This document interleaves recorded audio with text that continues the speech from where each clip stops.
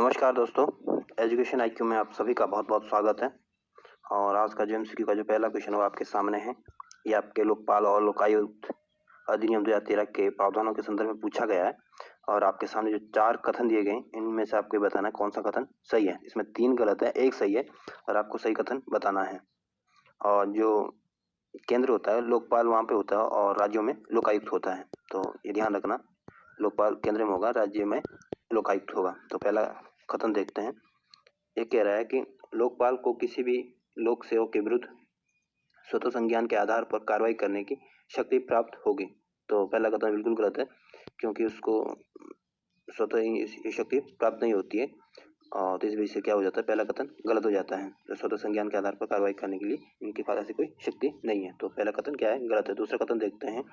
यह कह रहा है कि लोक सेवकों द्वारा भ्रष्ट साधनों से अर्जित की गई संपत्ति की कुर्की व अधिहरण करने संबंधी कोई प्रावधान नहीं है। तो दूसरा कथन भी गलत है, क्योंकि लोक सेवकों द्वारा अगर भ्रष्ट साधनों से अर्जित की गई संपत्ति है तो उसको कुर्की करने का इनको अधिकार है, ऐसा इसमें प्रावधान को शामिल किया गया है। और ये कह रहा है इसमें ऐसा कोई प्रावधान शामिल नहीं किया गया है। तो दूसरा कथन क्या हो जाता है, गलत हो जाता है। तीसरा कथन देखते हैं। प्रधानमंत्री कार्यालय को भी लोकपाल के दायरे में लाया गया है। तो तीसरा कथन बिल्कुल ठीक है।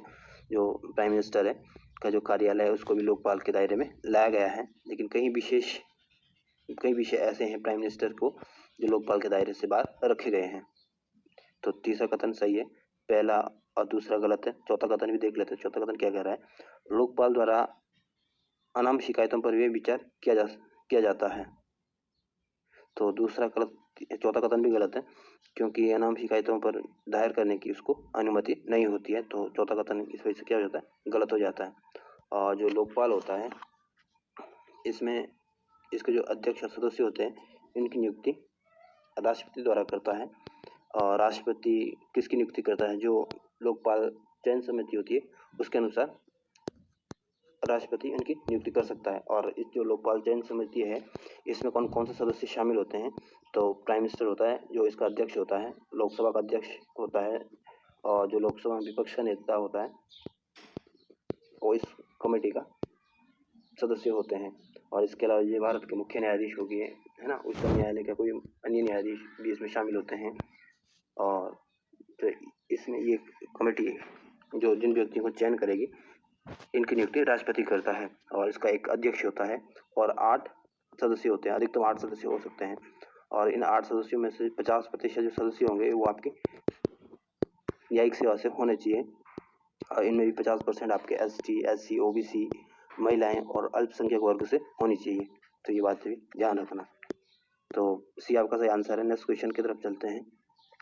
नेक्स्ट क्वेश्चन है ये भारत के संविधान के संदर्भ में जो सामाजिक, आर्थिक और राजनीतिक न्याय संबंधी उद्देश्य को स्पष्ट रूप से उल्लेखित है। और आपको बताना है कहाँ पे इसका उल्लेख मिलता है। उद्देशिका में, राज्य के नीति निर्देशक तत्वों में, उद्देशिका और राज्य नीति निर्देशक तत्वों में, या न तो उद्देशिका में और नहीं राज्य नीति निर्देशक तत्वों में।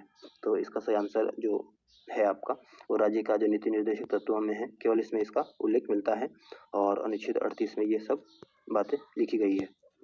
तो इस हिसाब से आपका बी आपका सही आंसर। नेक्स्ट क्वेश्चन है, ये भारत सरकार की संसदीय प्रणाली है उसकी विशेषता के बारे में पूछा गया है। और आपको ये बताना है कि इसमें कौन सी विशेषता सही है।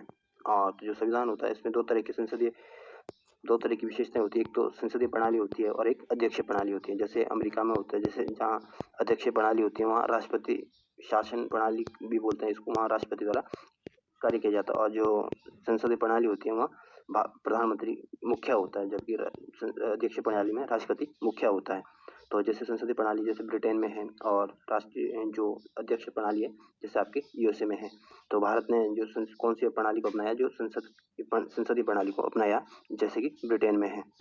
तो ये पूछ रहा है कि जो संसदीय प्रणाली इसकी विशेषता क्या क्या है। तो देखते हैं। तो पहला कथन कह रहा है इस संसद की संप्रभुता। तो पहला कथन गलत है, क्योंकि संसद की संप्रभुता ये संसदीय प्रणाली की विशेषता नहीं है। भारतीय संसद ब्रिटिश संसद के समान एक संप्रभु संस्था नहीं है जैसे कि ब्रिटेन में है। तो ये भारतीय संसदीय प्रणाली की क्या है, विशेषता नहीं है। दूसरा कह रहा है कार्यपालिका का विधायिका के प्रति सामूहिक उत्तरदायित्व है। हाँ, तो दूसरा कथन बिल्कुल ठीक है। जो कार्यपालिका का जो विधायिका के प्रति जो सामूहिक उत्तरदायित्व है, ये भारत में जो संसदीय प्रणाली है, उसकी एक विशेषता है। तीसरा कथन कह रहा है संसद का आवधिक विघटन। तो ये भी कथन गलत है, क्योंकि संसद का विघटन नहीं होता है। विघटन केवल लोकसभा और विधानसभा का होता है, जो राज्यसभा विधान परिषद होती है उसका विघटन नहीं होता है। तो ये भी आपके संसदीय प्रणाली की विशेषता नहीं है। और जो संसदीय भारत की विशेषता वो है कि जैसे भारत में जो नामात्र और वास्तविक कार्यपालिका की शक्ति आपके राष्ट्रपति है, तो ये भी क्या है, एक विशेषता है। और बहुमत प्राप्त का जो दल है, ये भी भारत का संसदीय प्रणाली की विशेषता है। मंत्री विधायिका के सदस्य है, ये क्या है आपकी संसदीय प्रणाली की विशेषता है। प्राइम मिनिस्टर हो गया, चीफ मिनिस्टर हो गया, निम्न सदन का विघटन होना, ये सब संसदीय प्रणाली की विशेषताएं हैं। और भारतीय संसदीय प्रणाली काफी हद तक ब्रिटिश जो संसदीय प्रणाली है उसके प्रारूप पर ही आधारित है। तो ये बातें भी आपको याद रखनी चाहिए। नेक्स्ट क्वेश्चन की तरफ,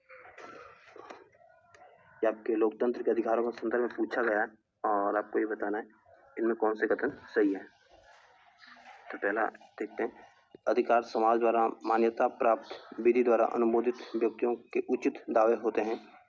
तो पहला कथन बिल्कुल ठीक है। दूसरा कथन कह रहा है अधिकार बहुसंख्यकों के उत्पीड़न से अल्पसंख्यकों की रक्षा करते हैं। तो दूसरा कथन भी बिल्कुल सही है। तो अगर दोनों कथन सही है तो सी आपका सही आंसर है।